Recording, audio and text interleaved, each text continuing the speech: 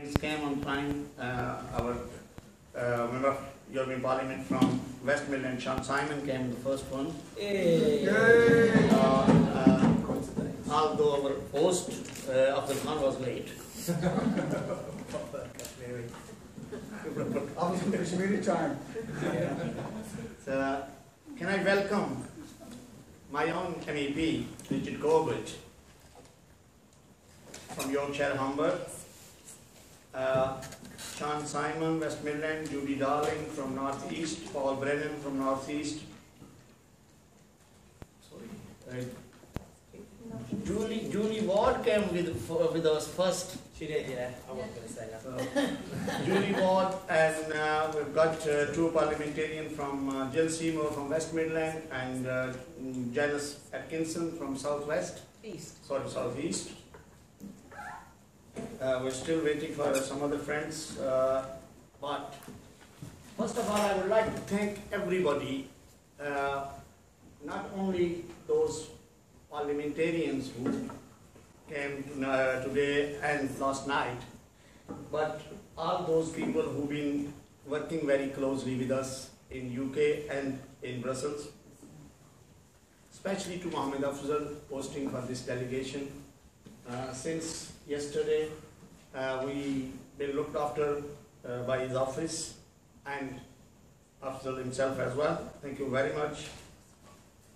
We are delighted that you are here to represent not Northwest region only, not the Labour Party only, but also the Kashmiri nation, which you have got blood relationship. You had a very close link and close work with us, with the Jammu Kashmir Self-Determination Movement. As a chairman, Jammu Kashmir Self-Determination Movement, I'm also thankful from my organization and the people who couldn't join you tonight from our organization from UK and other European areas. So thank you very much. And the second thank you to Mr. Sadiq Khan, who is our host in Brussels. He always looks after us whenever we come.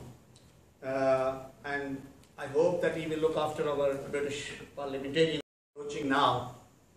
So please join this group.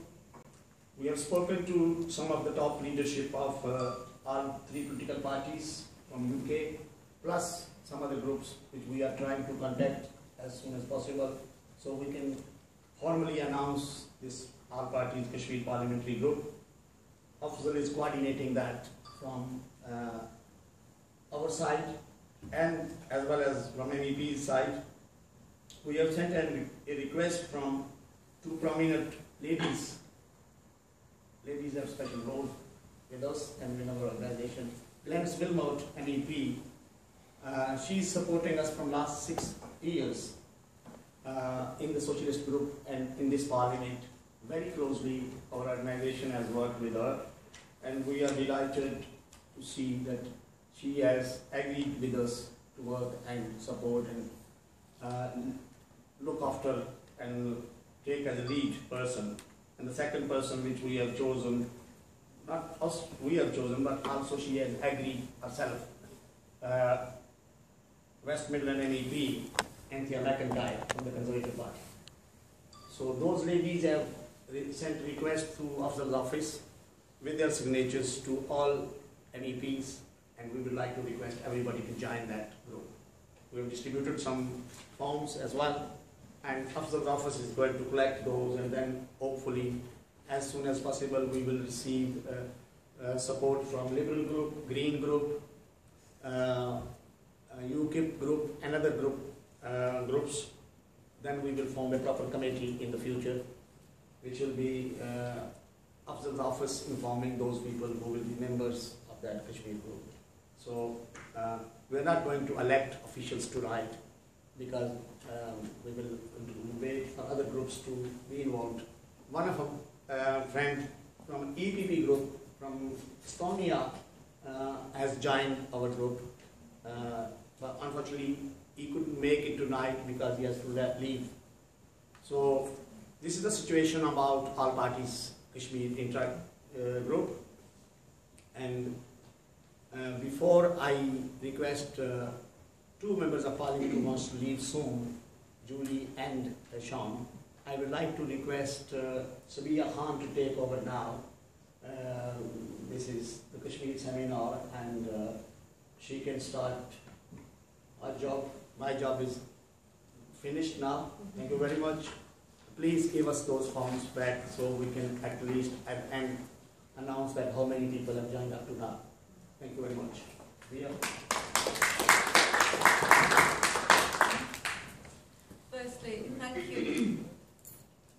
Firstly, thank you, Radha Saab, for that kind introduction. When you get to my age, the word young sounds very good. Let me say it again, very good. So thank you again.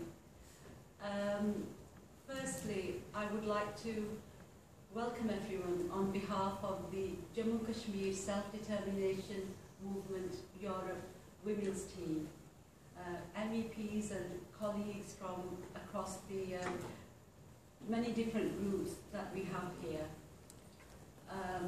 I would like to thank Raja Afzal Khan and his team for hosting our delegation. It has involved lots of work, and the support that we've received has been fantastic. And again, to echo thanks of Radha Saab, Sadiq Saab again, every time we've come to the European Parliament, nothing has been any trouble. He's really gone out of his way to make us feel welcome, and he hosted a fantastic dinner yesterday. So thank you again, Sadiq Saab. The issue of Kashmir is a humanitarian issue. It's been long-standing, and as Radha Saab has said, the work that we've been involved in over the last 12 months since we've established the women's team, the outcome has been seen that we're going to have a debate in the British Parliament. During this seminar, we will begin by a DVD presentation of our work. So that will give you a snapshot of the activities that we've been involved in.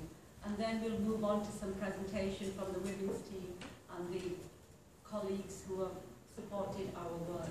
So, Salim Saab, could we have it? Yeah, we will just get to the speaker. Okay, all right, okay.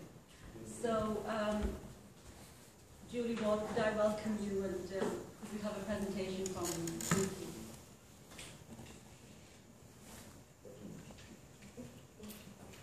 I haven't got any notes. I'm just going to speak from the heart. I think that's probably the most important thing to do. I think I'm on a really interesting journey.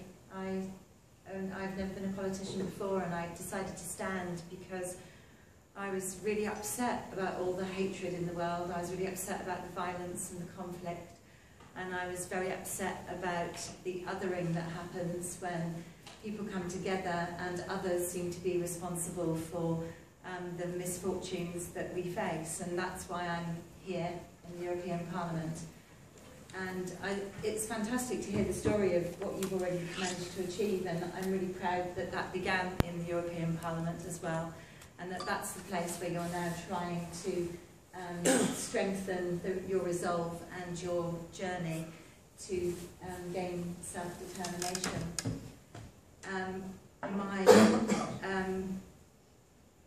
I'll do whatever I can. I'm not sure what I can do, but in small ways maybe I can.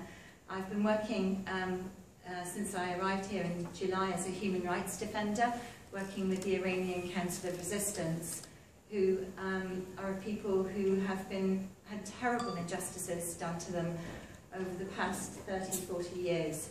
And so I suppose I'm learning very fast how to make the case for those people, for people who don't have the things that, they don't have their rights. They're people who have been denied their rights in all kinds of ways, and particularly standing up for women. So it's great that the European Kashmir Women's Group are here as well. And so in the summer I spoke in the UN in Geneva on behalf of the Iranian Council of Resistance, and I'm very willing to do those things for you as well, and you will need to teach me.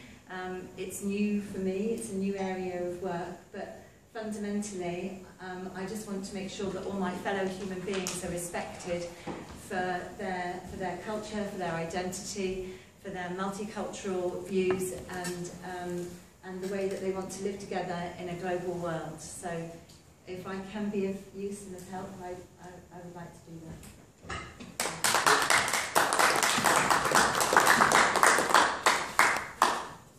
Thank you, Julie. I will now swiftly move on to the presentations by our women's team. Firstly, I would like to introduce Councillor Nazreen Ali, who's a lawyer by professional. Good evening, everybody. Ladies and gentlemen, thank you very much for taking the time out to come here this evening. What I'd like to do is give you a small synopsis of the history and what we'd like to achieve, and then obviously my colleagues will go into a bit more detail of what the actual events are happening here. Now, the state of Jammu and Kashmir was and is a Muslim majority, which should have automatically become part of Pakistan, but that unfortunately didn't happen at the division of India and Pakistan. Now, Kashmir is a land dispute in which the basic human rights of the Kashmiri people have been violated and denied since 1947. Now, India and Pakistan have fought 3 wars over Kashmir, one in 1947, 1965 and 1999. And apart from those 3, there have been other major skirmishes in between. India dominates 43% of the region, and that is what we call the occupied state, whilst Pakistan controls about 37%, and that's actually called the Free Azad Kashmir. Now, the right to self-determination was agreed by Resolution 47 of the UN Security Council in 1948. Now, this resolution has been totally ignored by the Indian government, and instead over 700,000 Indian security and armed forces occupy the state, and it's got one of the worst human rights violations in history. But why is the international community silent on this matter? Being silent is criminal and negligent. And again, by being silent, aren't we committing a crime against humanity itself?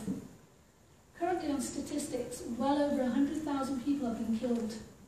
Over 25,000 women have been widowed, and over 100,000 children orphaned. The human rights violations have risen dramatically in Jammu and Kashmir since late 1989, and that's when the campaign for self-determination, or for the state to join Pakistan, began. Now, many thousands of Kashmiris are arbitrarily detained under special laws, which lack vital legal safeguards and provide the security forces with sweeping powers to arrest and detain. Women are raped, and there's again no legal redress to this. People can be held for months and years without charge. Torture has become a part of the daily routine, and is often so brutal that hundreds have died as a result of this.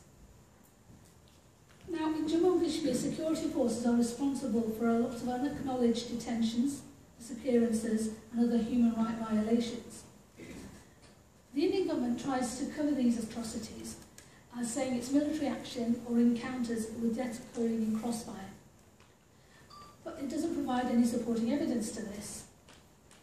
Under legislation and special laws, legal safeguards are suspended, which gives the security forces broad powers to arrest, detain, shoot and kill in direct contravention of international human rights. Does this not suggest to you that it's one of the worst examples of state-sponsored terrorism? The right to self-determination has been trampled on under the pretext of terrorism and counter-terrorism.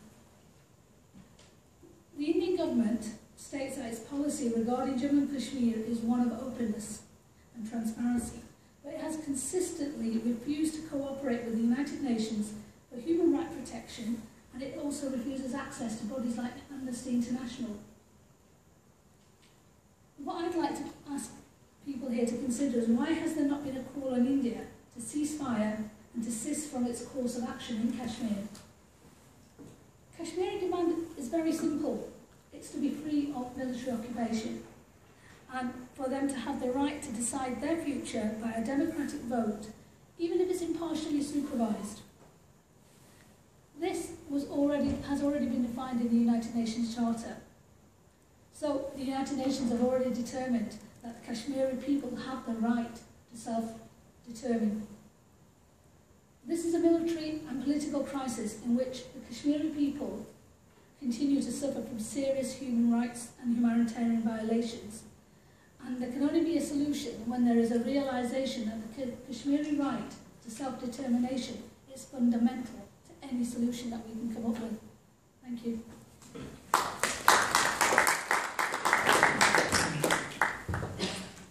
Thank you, Nasreen. That's a useful reminder for everybody. I would now like to invite Julie Darling, MEP, to speak for a few minutes, please. Thanks very much, and thanks very much for the invitation. My name's a little bit longer, unfortunately, than that, but my name's Judith Curtin-Darling. But I grew up in Middlesbrough, and I've actually followed the situation in Kashmir since I was at school, because I was at school with lots of Kashmiri kids, and so often in our school we would have reports of what was going on, and there was a lot of political activism amongst students, particularly in my secondary school. So this kind of strikes back to my childhood in one sense. But like Julie, I've really, for the last 15 years, I've been working on human rights questions within the trade union movement and within the human rights community. And I think one of the interesting things maybe for you of what we can do in the European Parliament is obviously there's the participation inside the Foreign Affairs Committee and the pressure which can be raised in terms of political pressure and in that context.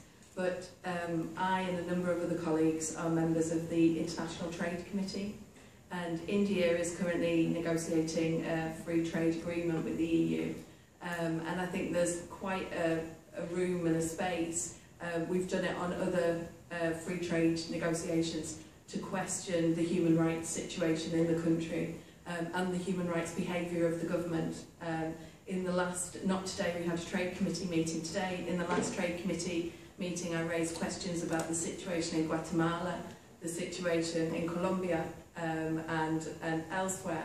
I would be extremely willing to raise those questions also in the context, because in that way you spread the debate through the Parliament, you raise awareness with a far larger number of MEPs, and as a result hopefully we'll get that, I'm not sure, 3 hours, what do you reckon after that? And we'll at least try and get a plenary debate at some point on the situation. So thank you very much for the invitation. As Julie said, I will do what I can in the places that I'm able, and I stand ready to meet. We very actively during our campaign were in communication with the communities across the northeast, and so that local communication is also very important to me, and I'll be going back to the communities and the councillors to say that I've met you here, and hopefully that dialogue can continue down the line. Thank you.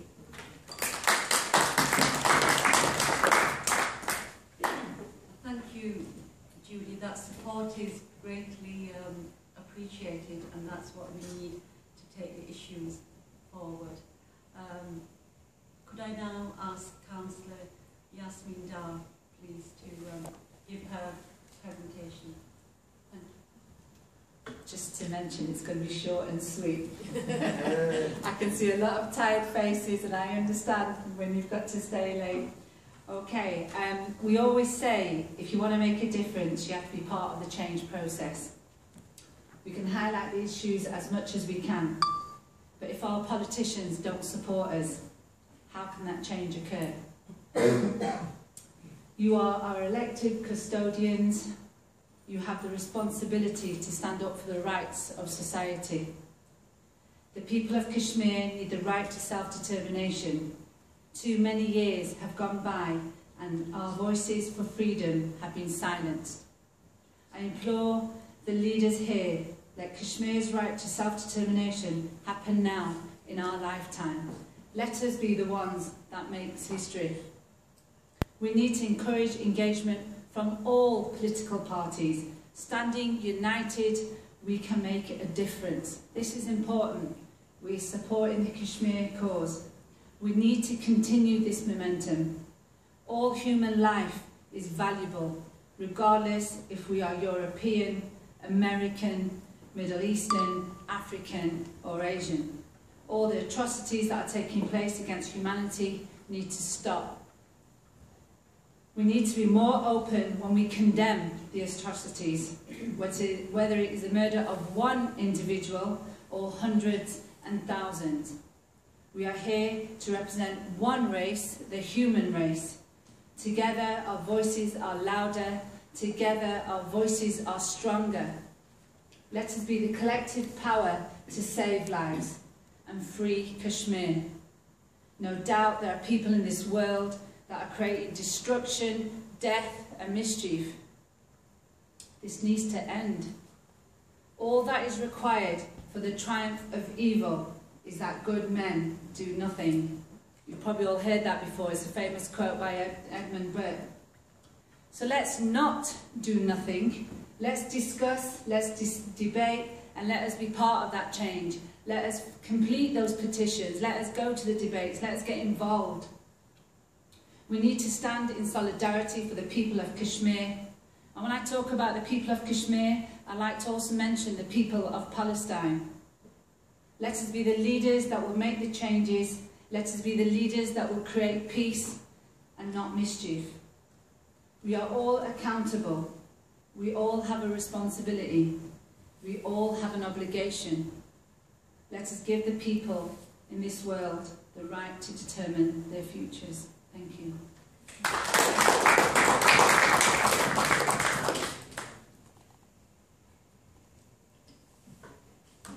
Thank you, Yasmin. That was really thought-provoking. I would like to welcome some new colleagues to the European Parliament. Amjad Bashir, who I have to say is from Bradford, where we are from. So welcome to Europe, Amjad. And I would now like to invite Amjad's colleague, Jill Seymour, to say a few words on behalf of UKIP. It is thought-provoking. It is very new for me as well in Parliament. I think the lady's just absolutely pivotal in everything that she said. Is very from the heart. And I think if we all left this meeting tonight with that in our hearts, I believe collectively we can try and support that self-determination. It's almost quite emotional really when I feel what she said. So I appreciate that, and I appreciate what you're trying to achieve. And I hope, being part of my party, we will do everything we can to support the group.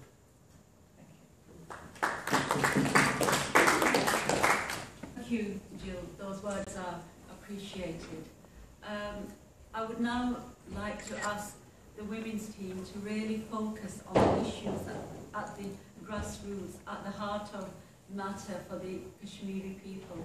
I'm going to ask Navida Khan to really look at the issues for the children. Good evening everybody, and once again thank you for making the time to be here with us today.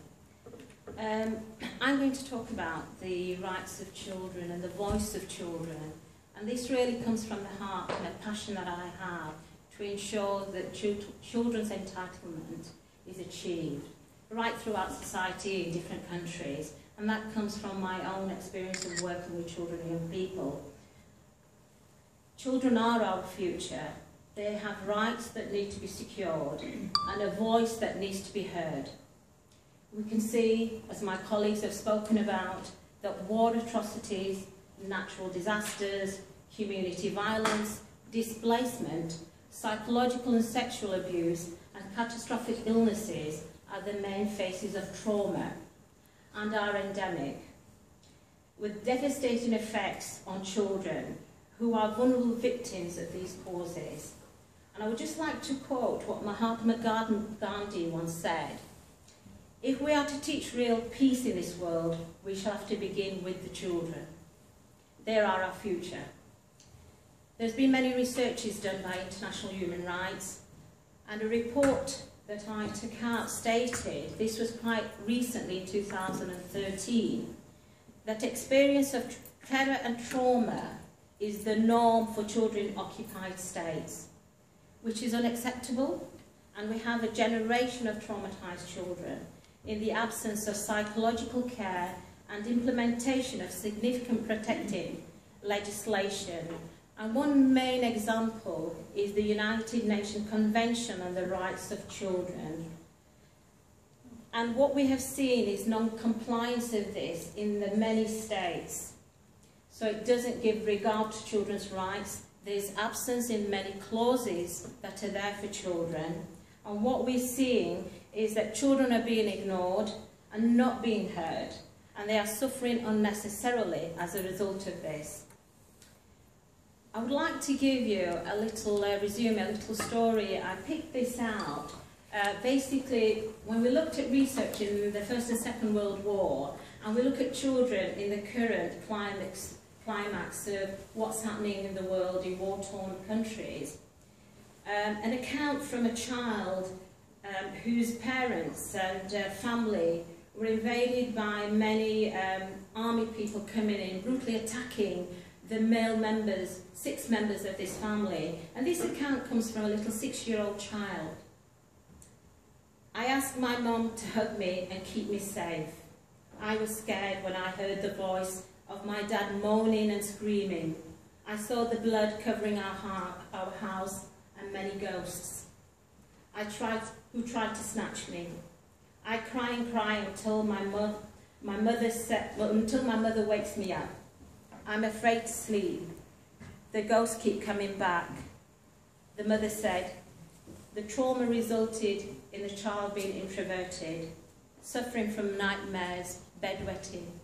And these are many of the sort of factors that are occurring in children, post-traumatic stress. In Kashmir, there is so much that needs to be done for children. And we hope that you can make a difference. We urge the newly established Inter-Kashmir group to take up the plight of the children of Kashmir and ensure and use their positions, and as you are agents of influence and change, to make those changes. And it is important that we do not ignore the challenges that you're going to be faced with, because there are always challenges. We need to see zero tolerance of abuse of children in Kashmir and in other countries. Irrelevant which country they come from, we must take responsibility for each and every one of them. And that is my message to you all today, that hopefully through your work, that you do not forget the children. As I said, they are important and they are our future. Thank you very much.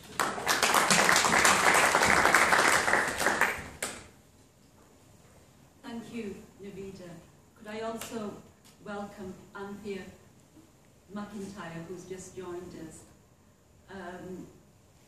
Navida's presented the challenges for the children, and women and children go hand in hand. Could I now ask Paul Brennan, MEP, to speak? It's obviously in many ways quite humbling to be here, especially to hear the contributions that we've just heard. I've a background working in development, lastly for Christian Aid, one of the UK's major development agencies. But before that, working for the British anti-apartheid movement, and thinking here about ways in which I might be able to help is, I think there probably are some lessons that we could transfer from what was back in the 1970s and 80s a very successful campaign movement in relation to the situation in South Africa. So I think it would be something I would certainly be willing to do, is to sit down with whoever's the relevant individuals and look at the lessons that we can learn from that campaign, which garnered a great deal of support over the years from the British public. And I think the widening of the appeal in the campaign to end apartheid amongst the British public was key in the evidence, the academic evidence, which is now being looked at, being researched into, as to the impact that the sanctions movement, etc., had in bringing about an end to apartheid, was quite influential, although ultimately it was the situation and the struggle on the ground itself in South Africa that was key. But international solidarity is also very important. So I think to bring some of that experience would be a way in which I could help. And in addition, I think to talk to some of Britain's major development agencies is also something that I'd be happy to help you do, maybe beginning with Christian Aid. So I wish you all the best, and I will endeavour to play the best role that I can too. Thank you. Thank you, Paul, for those practical solutions, because the issues that the Kashmiri people are facing require practical solutions. And I would now like to ask Janice Atkinson, MEP, to speak. I don't have a distinguished background in politics, or like Paul over there, and I'm sure he can bring something very practical. But I am on the LIBE committee, which is Human Rights and Justice, and I was in there today, and I asked 2 questions. And as I said last night at our dinner, I think human rights in our country and across Europe has been rather undervalued or devalued because of the human rights industry that's grown up with people going to the European Court of Justice and asking for justice because they've committed heinous crimes, and they're asking to have leave to stay in our country. And that's where I think we've lost it. I spoke today, I asked a question of the Commissioner about the European arrest warrant, because 2 of my constituents were seized and imprisoned under this pernicious act that this place has passed. And the little boy didn't have his human rights because he didn't have his mother with him. For 3 or 4 days, his mother, Mrs. King, was actually imprisoned in Spain without being with her little boy, who's terminally ill and dying of cancer. I asked the question in this place today, and I wasn't even afforded an answer, and I am on the committee. So I'll do whatever I can here for you. And I am here as a UKIP MEP to get self-determination back to my own country. So I'd certainly work with you, because I think you should have the vote, and I'm fully behind you. And I feel, and again, my heart goes out. I mean, at the beginning of the week when I spoke on the radio, and I've been on TV, talking about little Aisha King, I mean, my voice was going, it's going now, because you hear, because I'm a mother, first and foremost, before I'm an MEP and before I'm a politician, and I hear, you know, those horrendous tales. So whatever I can do, whether being female makes any difference, I don't think so, but I'm willing to put whatever I can behind you.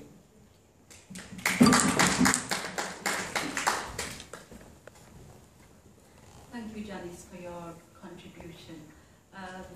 I would like to now move on and ask Richard Corbett, who is our local MEP, to speak, please. Thank you, Richard. Thank you very much for inviting me, and it's a pleasure to be back, having been away for 5 years.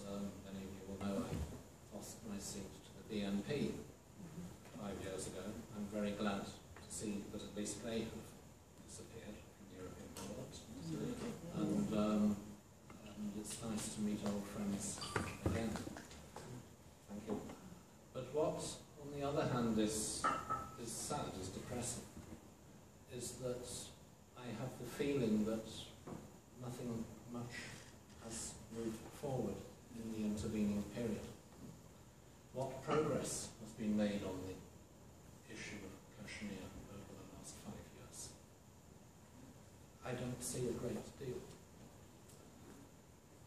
I think it's time to sit down and think through very carefully what strategy, what way forward, what steps can be taken to make a difference, so that at the beginning of the next European Parliament in 5 years' time, we don't have an inaugural meeting in exactly the same circumstances.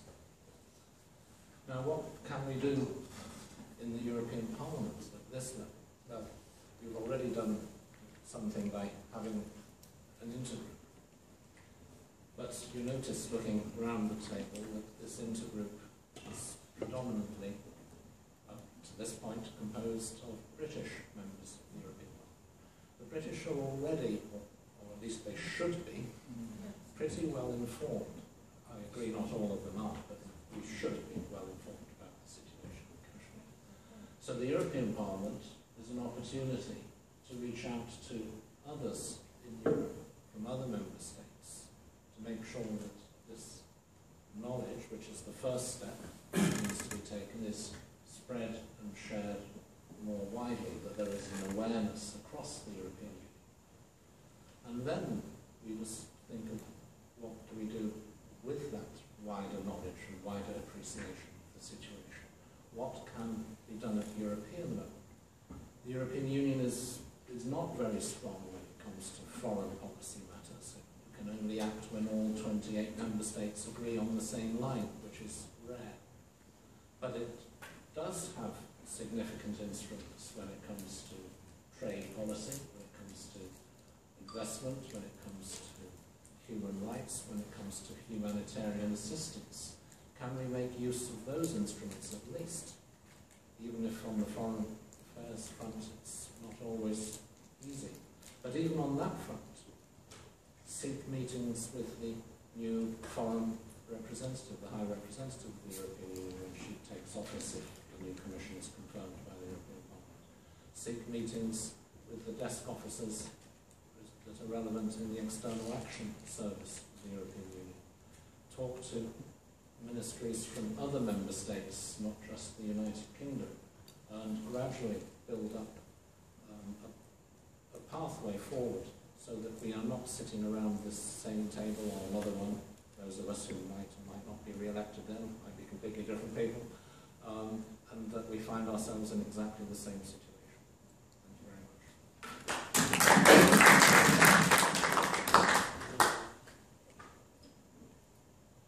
Thank you, Richard, for those kind suggestions. I'm sure with colleagues we'll be taking you up on some of those and moving forward with the agenda. I would now like to invite Anthea McIntyre, MEP, to speak, please, for a few minutes. Well, thank you very much. And it's a great pleasure to welcome the Kashmiri Women's Council back again to Brussels, and indeed Raja Najabat and the independence or the self-determination movement for Kashmir. I know that you have been many times and you are very persistent, and I really congratulate you for that persistence and effort. Now, I apologise for missing the first part of your presentation, but I think it's not just as women we share this strong view that we must support human rights and protect women and children who are really suffering, particularly in Kashmir, but sadly not just there. And I'm very pleased to sort of raise my voice in support. It's also great that we have all party support here. This is an issue that goes across, I think, all the political parties within the UK.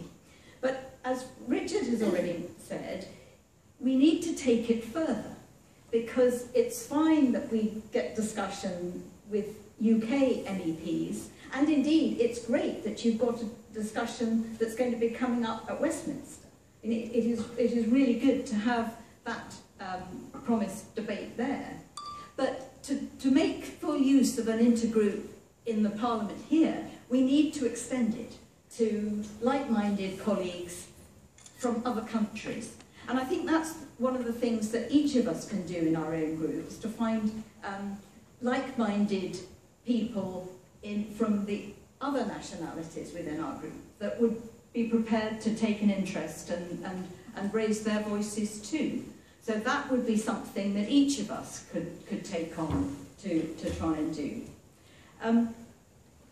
I have, in the last Parliament, been a member of the Delegation for Relations with India.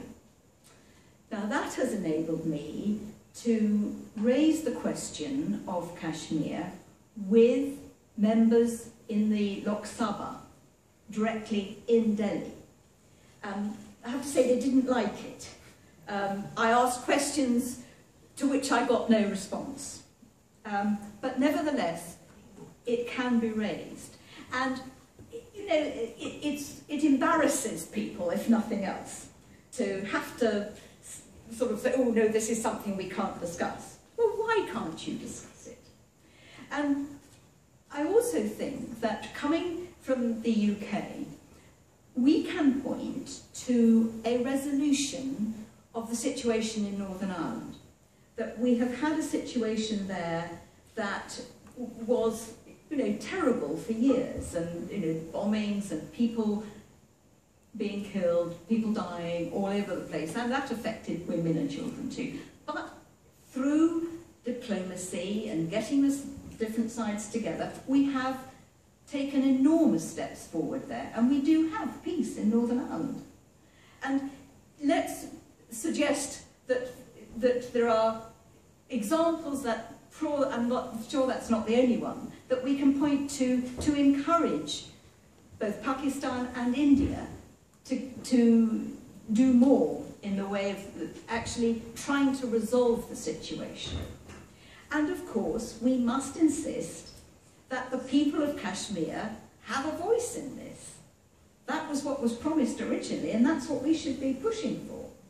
So I'm very keen to lend my support, but let me just sound a note of caution. To actually establish a proper intergroup in the Parliament will require a vote, and it is quite a challenge and quite a difficulty, and colleagues who've been here before and for longer than I have will know that the actual establishment of a European Parliament intergroup doesn't just happen.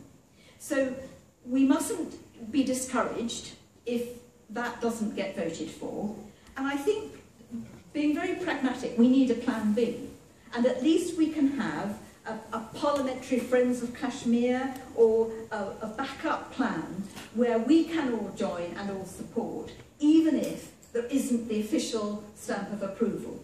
So let's be prepared that maybe the establishment right away of an intergroup may not be possible, but there's nothing to say we can't have a working group, a Friends of Kashmir, some organisation that is official, and then try and persuade other nationalities to come and join as well, so we do take this step forward and get beyond us from the UK saying we've got to do something and we want to see change.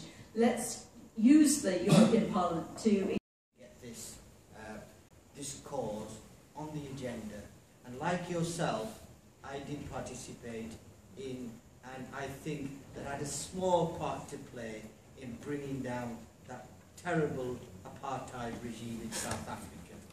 And what you achieved there, what we all achieved there, we need to do for Kashmir.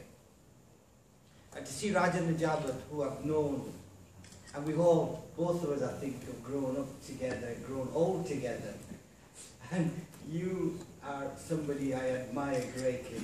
Whilst I pursued a career in looking after my family and business ventures, you persisted in this cause, a fantastic cause. I was born in a place called Jhelum, which is but a stone's throw away from Kashmir.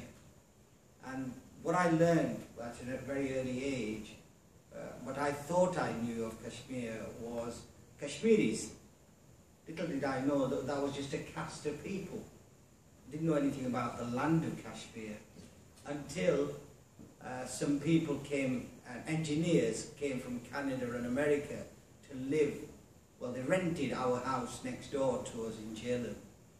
And my uncle who owned the house said, we've got to go and see this dam that they're building.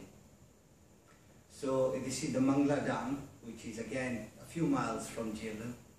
And it was awesome to see, massive, and that was my first visit to Kashmir.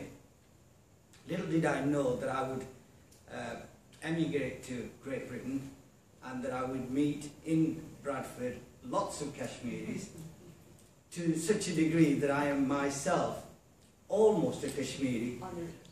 if the Kashmiris will accept me. I will accept everybody who will support us. Absolutely. And what I can say is, knowing Kashmiris, they're very gentle people, very mild-mannered, excellent people as friends. And a few years ago, another friend of mine who was the Kashmir Education Foundation, Musaddiq Hussain, invited me to Kashmir. He's built several schools in Kashmir. And that's when I saw Kashmir proper. And what a beautiful land it is. I'd read that somebody had written, I forget the name and I should know, that if there was heaven on earth, who was it? Ted Baker. Right. My knowledge has increased. That if there was heaven on earth, then it was Kashmir. And I thought I'd seen it all, because I have been very fortunate. I've travelled around the world. And I thought the Lake District, or the Yorkshire Dales, was heaven on earth, which I do think are very beautiful areas. But you must go to Kashmir to see its beauty. Now, sad, I brought this up, but sad it is, I may be an MEP, and there are several of us in this room. It would take us maybe 6 months to get a visa to go across, especially me, because I happen to be born in Pakistan. And if we were lucky to get to India, it would be very difficult for us to go to Kashmir. Now, if the Indian regime alleges that it's the biggest democracy in the world, right, then it should have no hindrance in people visiting Kashmir. It is because they are trying to hide their oppression of the people of Kashmir. No other reason. They have been violent to these people. There are 25,000 women who are widows because of that dispute. 98,000 people have died because of people wanting their self-determination. I could go on forever listing the inhumanities and atrocities that have been committed there. A lot of the time, you know, it's easy for us MEPs and politicians to wag our finger at countries like the Central African Republic and like, you know, small countries, because it's easy for us to do that. But the big countries like India that have a massive, you know, trade, a machine that trades with the world, we're cowed and we daren't speak up. But this is where the courage is needed. Where we've got to speak up, and we've not got to be just mindful of money. We've got to say there's more to life than economy. There's human rights, and I'm very privileged that I am on the Human Rights Committee, and I will do my level best to represent the excellent and proper interests of Kashmir in their quest for self-determination, which is enshrined in United Nations resolutions. Now, it pains me to mention what I am about to say, because I come from a Eurosceptic party. But I've had the pleasure to go down to Strasbourg, and I won't say I'm a historian, but I like studying history. And I know for a fact that 3 wars have happened between Germany and France in particular, in 1870, in 1914, 1918, 1939, 1945. And a lot of it was to do with Alsace, where Strasbourg is based.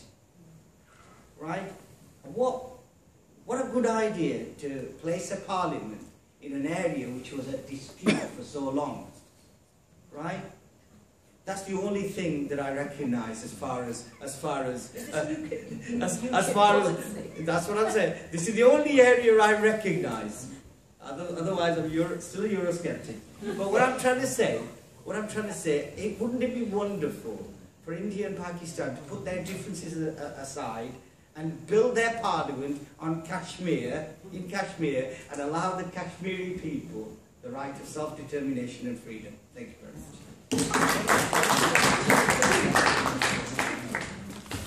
We apologise. We're not walking out because of that. We're going to go for a meeting. Nigel? It's converted to European federalism. We're not walking out. You're not going to see the Italians. Thank you, Amjad. You're going to close the door on me. I'm not getting in now. Very interesting. Ladies, thank you. Really did. I will remember every word. Thank you. Thank you very much.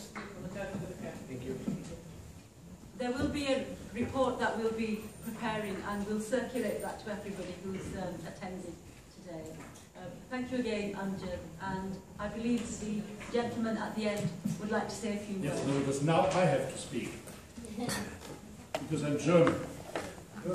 I became 1984 member of the European Parliament. And between 1984 and 2004, 20 years, there was one single event on Kashmir, organized by Labour. One of the representatives was arrested by the Belgian police. You might remember it. And all of this changed 2004. Since 2004 up to the beginning of this year, more than 30 meetings on Kashmir took place here in the European Parliament, due to an effort from the Kashmiri side to sit together, to have an office here and a presence. During these years I was involved in the work of this Kashmir Center. I traveled to the two sides. And I've been several times in Germany arrested because I protested. But when I was arrested in Germany, and my family was called, they knew they came with a lawyer to the police station. And what I learned in Kashmir when I was in Srinagar, if someone is arrested there, and the family hears that they should come to pick this person up, then they're happy that this person has not disappeared. They come with a doctor, because they know he has been tortured. These interrogation centers which you find in Srinagar are a little bit like hell on earth, because when you walk by, especially in the evening, you hear the screaming of people who are tortured there. And because of my involvement, and having been several times in Azad Kashmir and in the Indian administered Kashmir, at the moment I don't get a visa for India anymore. The Indians explained me very nicely and politely that it would be too dangerous for me to go. I don't know where the danger is, but I don't get a visa. I was in Azad Kashmir just after the earthquake, and we collected here in Brussels €500,000 for the earthquake victims. And during these 10 years of Kashmir activities here, it was even possible to convince the Foreign Affairs Committee of the European Parliament to have a resolution. Pardon, not a resolution, a report. In general, politics here in Brussels are like a ping-pong or tennis game. The Commission plays the ball and the Parliament answers. We don't have the right to initiate legislation. We can ask them to do something, but we have the right, nevertheless, so-called initiative reports. That means that within a committee we say that this issue is important, and then on a small number of issues it's possible to have an initiative report, like for example, over the years on data protection, to force the Commission to be active, or on conscious objection, not to do military service. And there was a Kashmir initiative report, which was in the beginning, everyone thought a disaster, in the beginning it was a big victory. The rapporteur who wrote this report, she was only going to the one side, the one-sided people on the one side. And there were several hundred of amendments. And this report finally stated, one, the Kashmiri people have the right for self-determination. Wow, for the very first time in the international body, this was determined. When there are negotiations, it's not enough if Indians and Pakistani are sitting around the table. Imagine Kosovo. There would only be Albanians and Serb on the table, and no one from Kosovo. Impossible. Therefore, second, to have the Kashmiri leadership included. And there were about a dozen recommendations what the Commission has to do in trade and confidence building measures and bringing it forward when there are meetings with the Indian authorities. And about 8 years ago, the Indian ambassador was asked to come back to New Delhi because the Foreign Affairs Ministry was very, very angry with him, that despite his diplomats he had there in his wonderful embassy in Brussels, the Kashmiris in Brussels were more successful to bring Kashmir on the political agenda. And it was very impossible here in Brussels in these 10 years to find an MEP in the field of foreign affairs who still thought Kashmir is close and not a disputed territory. The issue of mass graves was brought as well on the agenda. Here the European Parliament voted an urgent resolution with all the demands of the Kashmiri leadership. And there was a close cooperation between Brussels, EU, and Geneva, the human rights structure there. And there were, in the last country evaluation of India, the new structure in Geneva is every, I think, 2 or 4 years, something like this, every country has to show what they've done, and the others are criticizing it. And there were something about 200 recommendations what India should change. Interesting enough, a lot on the legislation, the general legislation. If a military is coming, a militia is coming, and is doing something which is a bit dubious, there's no possibility to bring this person to court. And about, I think, 20 or 30% of the requests were on women and on children. Therefore, I propose to have a look in this report, I think it was last year, where India was studied what is happening in India. During this time, 2 delegations of members of European Parliament went to Kashmir, one side, the other side. And the report on the other side, Srinagar, is entitled "The Most Beautiful Prison in the World." And it was even possible to include, because you have all mentioned it, it's true, it's more British than anything else, to include Swedish, Lithuanian, German and Belgian MEPs in the activities. There was every year here a Kashmir week on different issues. There were meetings here of representatives from India, Pakistan and Kashmir. Kashmir, the other side. Including an Indian High Commissioner, that means for those who are not British, an ambassador, another Commonwealth country. And I think he was High Commissioner of India and Pakistan. That means there were high-level contacts as well. To finish, I think there are different challenges now. The first challenge is to continue the work and not to try to get accepted as an intergroup. Why? You mentioned it already. Intergroup means that you get, I think, 4,000 or 5,000 euro from the Parliament for your work, and it's easy to get a room for the meeting. But if I would be Indian, I would fight a lot that you wouldn't get it. The number is restricted of intergroups. Therefore, as the word intergroup is not copyright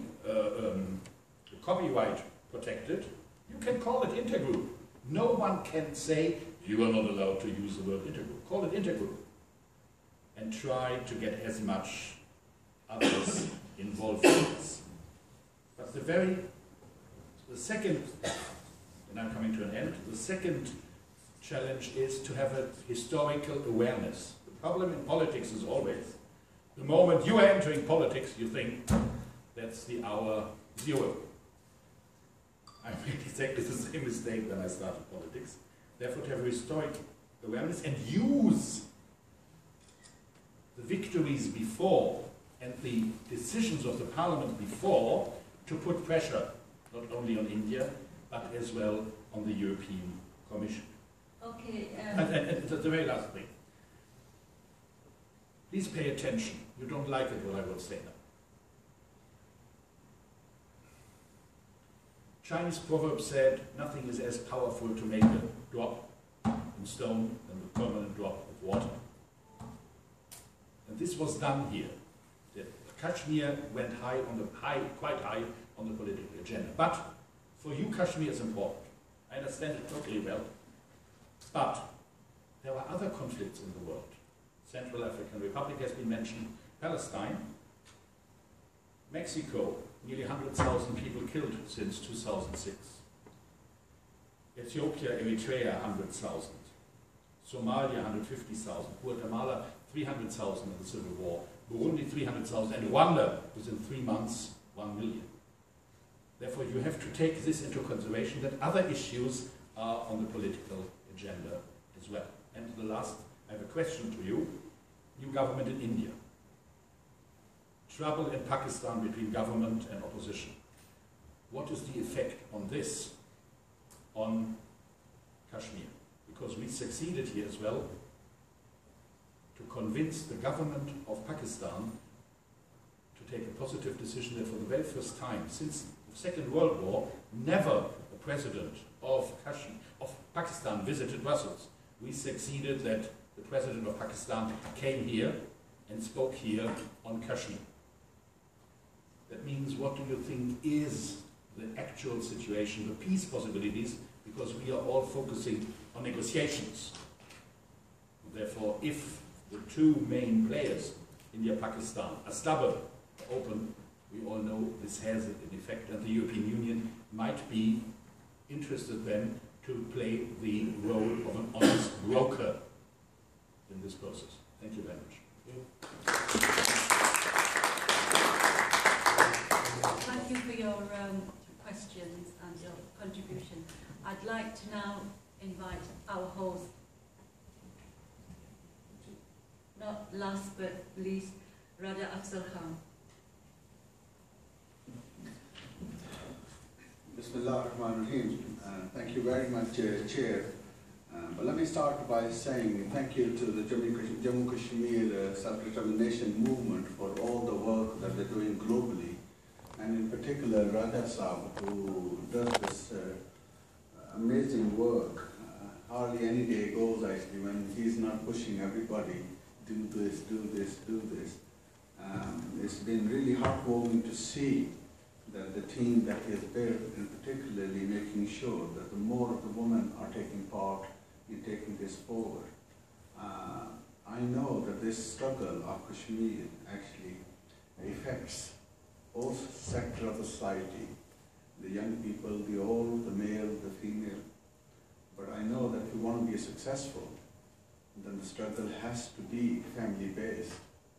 And in that sense, I want to congratulate Radha Saab for making sure that more and more women are coming forward. Personally, I know how good the women are. They're much better at organizing things, much better in delivering things. And I think this is something which had been missing from the Kashmiri struggle. Myself, I've been involved for nearly 30 years. So I know all the difficulties, all the different phases, all the different groups. I also want to take the opportunity to thank Sardar Sadiq and many of his friends who are actually based in Brussels, who regularly host people, all the different groups who come and try to push this agenda forward. And again, it shows their commitment and their dedication to this cause. And the third I need to thank, of course, is my own staff, Desiree and Ursula, for the hard work that over the last few months now that they have been doing. They're both new, learning fast, but the key bit both of them have got is this, that whatever you ask them, their starting point is, yes, we can do it. And then go about and make sure that that is done the best they can. Because they're women. Oh, that's fine. I already said that. I think Richard touched on a key point ultimately with the experience that Richard has in the European Parliament. This is a huge place with so many members of European Parliaments from 28 different countries, from so many different parties, that if actually we want to be successful, then we need to make sure that we take this struggle away or add it from on top of the British member of European Parliaments. We need to encourage more and more others. So it's nice to see we have a German today as well who's been working with a long history. But we've seen a number of other MEPs who have actually come forward and they said they want to be part of this. So it's a good start, but we need to move further to ensure that the more British MEPs are becoming part of this, and we're also spreading to other countries too. There was a discussion here earlier about self-determination, and one of the groups was saying that they want self-determination for Britain. But I think the fundamental difference between the self-determination of the Kashmiri people is they have not had a say. Britain had a say 40 years ago. You may not be happy about it, but they had a say. And that is the struggle. We want the Kashmiri people to have that say, so that they can decide what is it that they want. And the second thing what's important for me is, clearly this is a long struggle, the long history of suffering, that what we need to do is really, we need to maintain the unity within our ranks. If we don't have the unity, then we're not going to go far. And I think we need to redouble our efforts to see all the different groups that who are operating, to see how we can really all pull together and push in the same direction. It's very simple. If you have 4 people pushing the car from 4 corners, the car's not going to go anywhere. But actually, if the 4 are pushing from behind, the car is going to go forward. And that is a simple message for the many Kashmiri organizations who want to work to take this forward. It's nice to see the fruit we are seeing in the British Parliament, having a debate. Again, an amazing effort Raja Sahab has done. And I think there's no reason why we can't push this agenda of Kashmir here in the European side as well. I think Europe has shown in the world the economic delivery and the strength that Europe together has. Equally, if they work effectively, they have the political muscle as well. And I think the world really needs to see the peace that has been delivered in the European Union, that South Asia can equally benefit from this idea. We've gone through many wars here to learn this lesson. India and Pakistan doesn't need to go through so many wars to get to this point. The peace and prosperity of the South Asia actually depends on these countries realizing this very basic idea. The fact that India itself went to the United Nations is there in the United Nations books, that people of Kashmir have the right to the plebiscite. The sooner we get there, the sooner I think the South Asia can move forward. And equally, I think the peace for the world. So thank you, Raj Sahab, thank you for all your team. All I can say is, look, I'm here, I'm half Kashmiri, so I don't have a choice. But I think there are many colleagues here actually who share this importance of Kashmir. They share the importance of the human rights abuse that goes on in the world, and they want to make sure we have a better world. So thank you very much.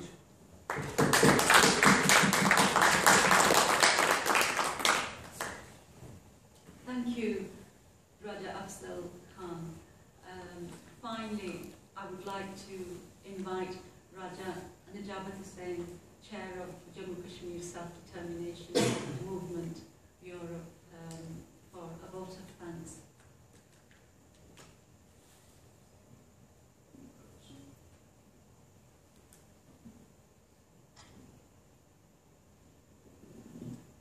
Ladies and gentlemen, members of European Parliament, my entire team, what I would like to say, the work which one of our old friend and very hard-working person I have seen, this colleague in a lot of meetings in Geneva, in Brussels, in Strasbourg, Well, the journey which we started from UK and from Azad Kashmir as a community perspective, political sides, political organizations from Jammu and Kashmir, from the both sides, including Gilgit-Baltistan. It was started in UK in 1956. We have got quite few people who have given their lives in occupied Kashmir, but similarly, the people who died in UK, they have given their life to work in UK and Europe for campaigning for this cause, and one of them is still alive, Mr. Yaqub Chishti, who is over 90, and still goes in the meetings and rallies and demonstrations in London. So when I came in this country in 1977, I have started my work in 84. And since I joined the Conservative Party in 84, I think it was never a conference which I missed, and I've not organized a fringe meeting. And since we have started work in 88, we've been trying to organize meetings in all political parties, whether it's Labour Party conference, and I have attended several Labour Party conferences and Liberal conferences as well. And similarly, the work which our colleagues and friends did, it is, I think, some good results came in the European Parliament, in British Parliament. We had previous debate, discussions, questions, valid motions, and this Kashmir intergroup which we are proposing and which we are not looking for any money, we are not looking for any funding, we don't work for any political party back home in Pakistan. We are a group of people, professionals, councillors, women and Kashmiri activists from various political parties who wants to raise the issue of Kashmir from the community perspective. Not for the government of Pakistan, not for the government of India, neither we are against any country. The Kashmiri people of Jammu and Kashmir region, wherever they live, we ask them to support. And we organize quite a few events all over the country in UK with European politicians, local politicians, and those all programs and events have been funded by local people, our organization officials. We don't raise any funds, we don't ask any donations as well. So our organization is open to all those people, all those political parties, all those activists, and there's no restrictions. In our organization, anybody can join us for our campaign to right of self-determination. We're not restricting only Kashmiris can join this organization. No, we've got Pakistani ladies speaking. Okay. We request parliamentarians, we request ordinary British and European people to join us and work with us. And it's very open, our organizational work. Anybody can see, anybody can check that, and credible people working with us, very senior people in the Labour Party, very senior people in the Conservative Party. Amjad Bashir and Raja Afzal Khan been working with me and with our organization and team from last 25 years.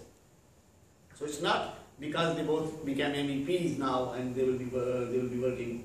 I think they have worked more than me, because I've been working with these people's support. It's not Raja Najabat only. It's the whole team which works. And we have tried to work with every single organization, whether it's Kashmir Centers, whether it's Kashmir Council EU, whether Muslim Conference Europe, and we are still willing. We've got friends, Mr. Khalid Mahmood Joshi, his organization works overseas, especially in Brussels, and we've always invited them, and also Naseem Iqbal Sahab, Liberation Front people, and we don't persuade people for a specific ideology as well. We say it's open for Kashmiris, it's for open all the friends. There are 3 ideologies which Kashmiri believes: pro-Indians, pro-Pakistanis, and there is a section of Kashmiri community which wants fully independent Kashmir. And our campaign is for all 3. Whichever decision the Kashmiri people will give in the majority, we will abide by that. And that's our campaign. So whoever wants to support, your guidance and help, which we are looking from everybody, from parliamentarians. Thank you very much, Afzal Saab. I would like to request Anthea next time to organize, then she can be host from the Conservative Party. We will ask other colleagues from different political parties. And so it is not dominated by one party, one group or one individual. And I would like to request, we are not supporting as this organization, Jammu Kashmir self-determination. There are members from the Labour Party, there are members from the Conservative Party, there are some members from the UKIP party as well in our organization. But there are a lot of people who don't involve, especially quite few women. They are professional, full-time workers. They have got their special holidays for Kashmir cause. And from last, I think about since November, we have started going in European Parliament, and dominated by ladies group. They go from Birmingham, Bradford, Manchester, and next week, inshallah, we will have this debate. And also we will have majority of the ladies from all over the UK to be there. Thank you very much. We will be looking forward for your further support. Persuade your colleagues and friends, and whichever way we can get majority of parliamentarians with us, and 3 options which we are requesting: a debate, another report, visit to both sides. I was there in Muzaffarabad when the parliamentary group went under the leadership of John Kushnahan. I was advisor to the Prime Minister of Azad Kashmir at that time, and we supported that report. We have approached those parliamentarians for amendments as well in UK and Europe. So we are willing to work, and we are willing to listen to all those good suggestions, advice and help. Thank you very much, all of you, for joining us. Inshallah, we will see you very soon again, and looking forward for your continued support. A single event here on Kashmir where a woman was sharing. Therefore, thank you very much that you shared today. And second, yes. And second, since 1984, which I can overview, there has never been an event where the main speakers were female. Chaired by women as well. I was asked for the Thank you. So, thank you, dear colleagues, MEPs, for all your contributions.